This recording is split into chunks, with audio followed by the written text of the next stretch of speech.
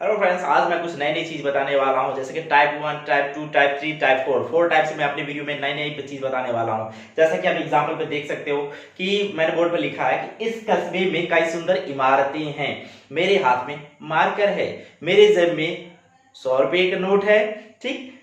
Freeze में थोड़ा ice cream है। इस तरह के सेंटेंस आप कैसे बनाओगे? जब आप इंग्लिश में बोलने की कोशिश करते हो तो इस तरह कैसे बनाया जाएगा इस टाइप के सेंटेंस को? आज मैं इसी पर चर्चा करने वाला हूँ, ठीक है।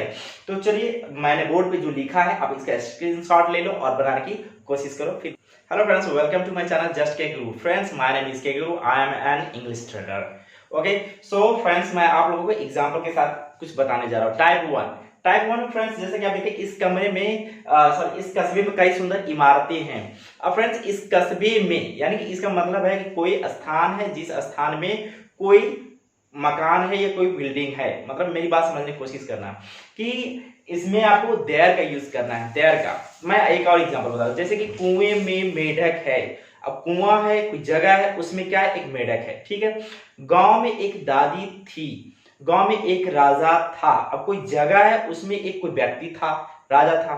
गांव एक है, जगह है, उसमें एक दादी थी, यानी कोई स्थान है जिसमें कोई व्यक्ति या वो कोई वस्तु है। ऐसे कंडीशन में हम क्या करते हैं? हम देयर का यूज करते हैं, ठीक है। चलिए, मैं एग्जांपल के साथ और क्लियर कर दे रहा हूं। जैसे इस कस्बे में कई सुंदर इमारतें हैं, तो आप क्या करोगे? इसमें आपको सब्जेक्ट नहीं मिलता है, इसलिए हम देयर का यूज कर लेते हैं। पहले हम लिखते हैं देयर। देयर का कोई मतलब नहीं होता है स्टार्टिंग में जब हम देयर का यूज करते हैं, ठीक है।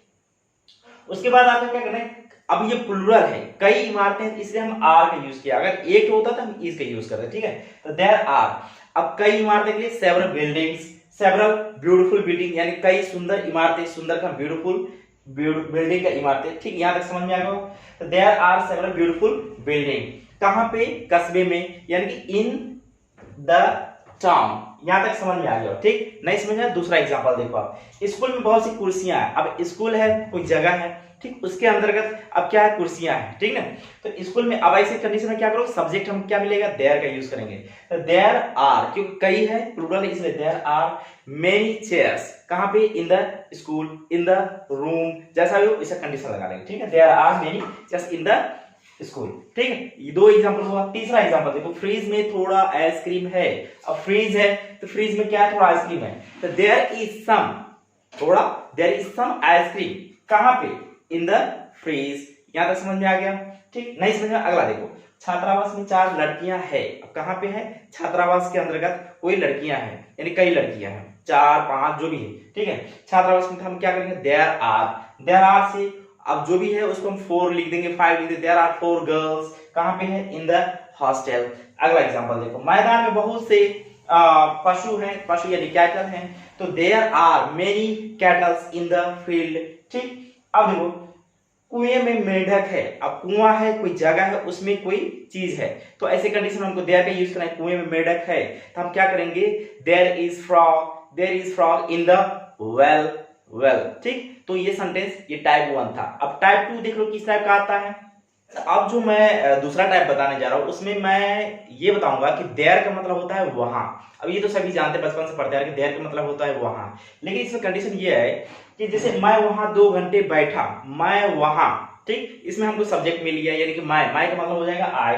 अब बैठा यानी past indefinite tense, I sat there. There जब हम स्टार्टिंग में लगाते हैं तो देयर का मतलब कुछ नहीं होता, ठीक है। अरे वही देयर अगर बीच में आ जाए या लास्ट में आ जाए तो इसका मतलब होता है वहां। तो आई होप आपको समझ में आ रहा होगा मैं क्या कहना चाहता हूं। नहीं तो दूसरा एग्जांपल में समझा दूंगा, ठीक है। आई सैट देयर, कितने घंटे बैठा? 2 घंटे, फॉर 2 आवर्स, ठीक है। दूसरा एग्जांपल देखो कि तुम्हें वहां इंतजार करना चाहिए। अब तुम्हें वहां इंतजार करना चाहिए, तो तुम्हें यानी सब्जेक्ट है, यानी कि यहाँ पे शुड, यू लग जाएगा।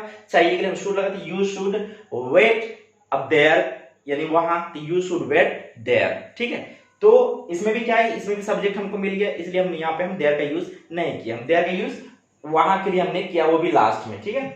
चलिए, मैं वहां उससे मिला, मैं वहां उससे मिला। अब इसमें भी सब्जेक्ट है, इसलिए हम देयर का यूज नहीं करेंगे, ठीक है। मैं वहां उससे मिला, यानी कि मैं का यूज होगा आई। अब मिलना का यानी आई मेट हिम, ठीक। आई मेट हिम, कहां मिला? वहां मिला, यानी आई मेट हिम देयर।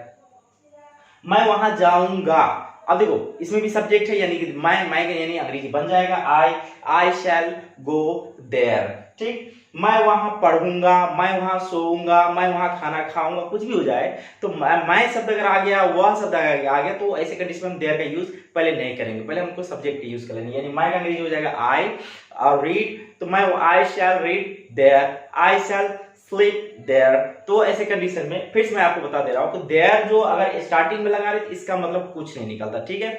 और वही देयर अगर लास्ट में लग जाए, बीच में लग जाए, तो इसका मतलब हो जाएगा वहां। चलिए मैं टाइप 3 बताता हूँ। ठीक, मैं बताने जा रहा हूँ कि इसमें कुछ अजीबोगरीब क्वेश्चन मिलेगा, जैसे कि ऐसा लगता है यहाँ कुछ गड़बड़ है, या ऐसा लगता है यहाँ कुछ गलत है, ऐसा लगता है यहाँ कुछ गंभीर बात है, ऐसा लगता है यहाँ कुछ अजीब है, ठीक है, ऐसा लगता है इस गांव में समस्या है। इस तरह का सेंटेंस कैसा, ऐसा लगता है, वैसा लगता है।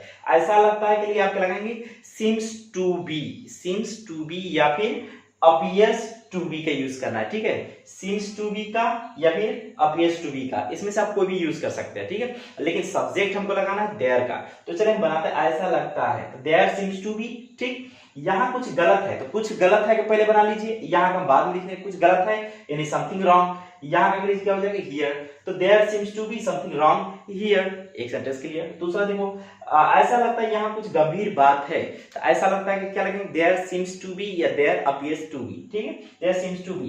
गंभीर बात है, गंभीर बात का मतलब कुछ के मतलब क्या हो जाएगा, समथिंग, और सीरियस यहाँ का हो जाएगा here.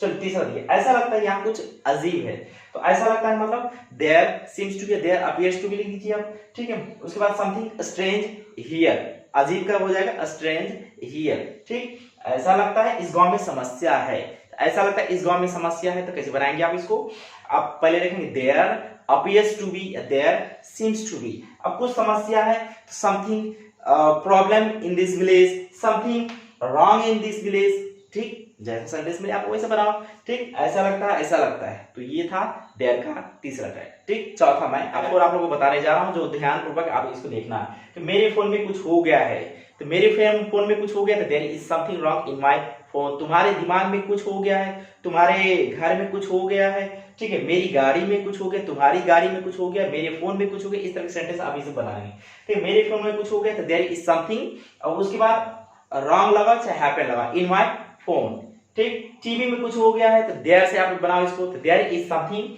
Wrong in my TV या इन योर टीवी, ठीक। मेरे पैर में कुछ हो गया है, मेरे पैर में, यानी कि there is something happened in my foot, ठीक। मेरी कार में कुछ हो गया है या तुम्हारी कार में कुछ हो गया, तो there is something wrong in my car, या तुम्हारी कार में कुछ हो गया, there is something wrong in your car, ठीक है। तो कुछ हो गया, इस तरह के लिए आप देयर का यूज कीजिए। आई होप कि आपको कुछ न कुछ समझ में आया होगा। मेरे चैनल को आप लाइक, कमेंट, सब्सक्राइब जरूर कर दीजिएगा। तब तक के लिए बाय बाय।